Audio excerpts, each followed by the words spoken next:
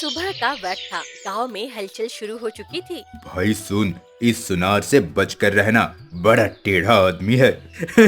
अरे सबको मालूम है, कोई भी सौदा करो तो उल्टी सीधी शर्त रख देता है, सीधा काम तो इसे आता ही नहीं है। सच कहा, पूरे गांव में बदनाम है। जो एक बार इसके पास गया दोबारा फंसना ही नहीं चाहता। उधर दूसरे कोने में नारियल वाला अपने दोस्त वैद्य जी को नारियल पिला रहा था। आज रुपया साथ नहीं है, कल दे दूंगा। कोई बात नहीं वैद्य जी, आप जैसे ईमानदार आदमी पर भरोसा नहीं करूंगा तो किस पर करूंगा। दोनों हंसते हैं और आराम से नारियल पीते हुए बातें करने लगते हैं। उसी समय सुनार नारियल की दुकान पर आ पहुंचा। मन ही मन सोच रहा था, आज इस सीधे साधे नारियल वाले को बेवकूफ बनाऊंगा। अरे भाई, तेरे पास कितने नारियल हैं? मैं सारे खरीद लूंगा। 50 हैं, अगर सब चाहिए तो ले जाओ। बेचारा सीधा साधा आदमी था। उसने बिना सोचे समझे सारे 50 नारियल सुनार को बेच दिए। सुन, तुझे एक मौका देता हूँ, तू अभी सामने वाले पेड़ से नारियल गिरा। अगर तू मुझसे ज्यादा नारियल एक ही बार में गिरा ले गया तो मैं 500 की जगह मैं तुझे 1000 रुपए दूंगा, लेकिन अगर हारा तो एक भी रुपया नहीं दूंगा। नारियल वाले ने सोचा, ये तो आसान है, मैं तो पूरे पेड़ के नारियल एक ही बार में गिरा दूंगा, दुगना पैसा मिल जाएगा। वो पेड़ पर चढ़ गया और जोर लगाकर 10 नारियल तोड़कर नीचे गिरा दिए। वाह वाह, एक ही बार में 10 नारियल। अब बारी थी सुनार की। वो अपने साथ खरीदे हुए 15 नारियल लेकर पेड़ पे चढ़ गया और एक एक करके नीचे गिराने लगा। सब 15 नारियल नीचे गिर गए। देख लो सब, मैंने 15 नारियल गिराए हैं, शर्त के हिसाब से मैं जीता। अरे ये तो साफ साफ बेईमानी है, तुम तो नारियल ऊपर ले गए थे। भीड़ इकट्ठा हो गई। लोग आपस में फुसफुसाने लगे। हाय हाय, फिर से अपनी चालाकी दिखा दी इस सुनार ने। लेकिन शर्त के मुताबिक जिस सुनार की मानी गई, बेचारा नारियल वाला सदमे में आकर वही गिर पड़ा और बेहोश हो गया। गांव वाले नारियल वाले को उठाकर डॉक्टर के पास ले गए। डॉक्टर ने दवा दी। थोड़ी देर बाद नारियल वाला धीरे धीरे होश में आया। मुझे बहुत नुकसान हो गया डॉक्टर साहब, मैं बहुत गरीब आदमी हूँ। अरे चिंता मत करो, मैं सब सुन चुका हूँ, तुम बिल्कुल फिक्र मत करो। मैं सुनार को सबक सिखाऊंगा, लेकिन इस बार मुझे तुम्हारे साथ साथ गांव वालों की भी मदद चाहिए होगी। डॉक्टर साहब, हम सब आपकी मदद करेंगे, जो भी करना पड़े करेंगे। ठीक है, सुनार के सामने आप लोगों को ये कहते हुए गुजरना है कि डॉक्टर हर बीमारी का इलाज कर रहा है 300 रुपए में, और जिसका इलाज नहीं कर पाए उसे 1000 वापस दे रहा है। गांव के 3 लोग मेरे साथ रहेंगे।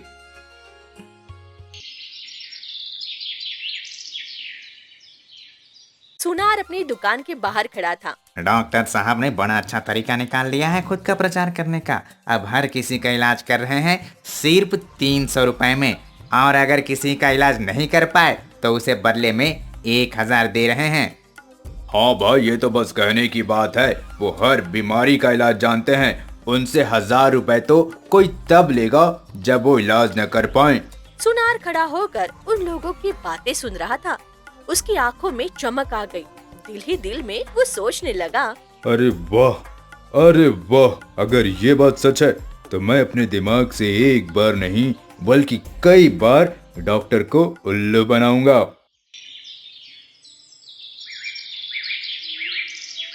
डॉक्टर अपने क्लिनिक के बाहर कुछ गांव वालों के साथ बैठे थे। तभी सुनार आता है और धीरे धीरे डॉक्टर के पास खड़ा होता है। डॉक्टर साहब, मुझे कुछ खाने या पीने में स्वाद नहीं आ रहा है, मेरी बीमारी का इलाज कीजिए। अच्छा ठीक है रमेश, एक काम करो, अंदर टेबल पर एक काले रंग की शीशी रखी है, उसे ले आओ। रमेश अंदर गया और शीशी लेकर आया। डॉक्टर ने वही शीशी सुनार को पीने के लिए दे दी। सुनार ने शीशी की दवाई पीने की कोशिश की तो गुस्से में थूकते हुए बोलने लगा, डॉक्टर साहब, आप दवा के नाम पर मुझे पेट्रोल पिला रहे हो। आप मरीजों का इलाज करना चाहते हो या उन्हें बीमार करना चाहते हो? देखा, दवाई पीते ही तुम्हें स्वाद आने लगा। निकालो मेरे 300 रुपए। वो डॉक्टर को 300 रुपए देकर वहाँ से चला गया। आपने तो बहुत अच्छा सबक सिखाया उसे डॉक्टर साहब, लेकिन नारियल वाले का नुकसान तो 500 रुपए का हुआ था। ये लालची आदमी है रमेश, तुम फिक्र मत करो, ये अपने पैसे लेने वापस जरूर आएगा।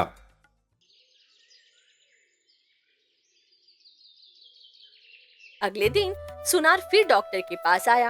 अब उसने मन ही मन तय कर लिया था, चाहे कुछ भी हो जाए, इस बार वह 1000 रुपए लेकर ही लौटेगा। अरे डॉक्टर साहब मेरी याददाश्त चली गई है, मेरा इलाज कर दीजिए, मुझे कुछ भी याद नहीं आ रहा है डॉक्टर साहब। अच्छा ठीक है रमेश, अंदर जाओ, टेबल पर एक काले रंग की शीशी रखी है, उसे ले आओ। क्या आप फिर से रमेश को वही पेट्रोल वाली शीशी लाने को कह रहे हैं जो आपने मुझे कल पीने के लिए दी थी? देखा, अब तुम्हें याद आ गया कि कल कौन सी दवा पी थी। तुम्हारी याददाश्त वापस आ गई। अब निकालो मेरे 300 रुपए। सुनार को फिर से 300 रुपए देने पड़े। इस बार उसकी चालाकी कुछ काम न आई। उसके चेहरे पर गुस्सा था, लेकिन सुनार हार मानने वाला तो था नहीं।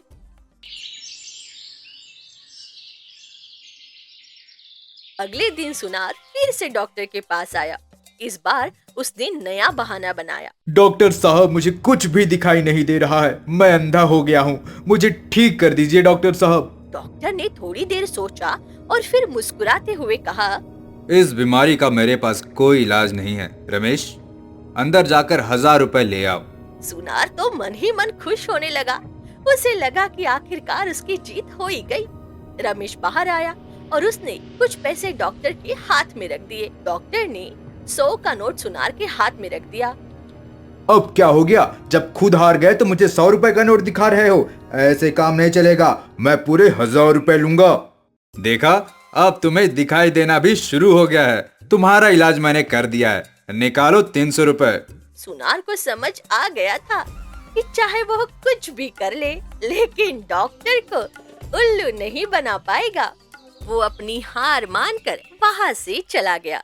डॉक्टर ने अपने दोस्त नारियल वाले को पूरे 500 रुपए दे दिए। आपने मेरी मदद की, बहुत बहुत धन्यवाद डॉक्टर साहब।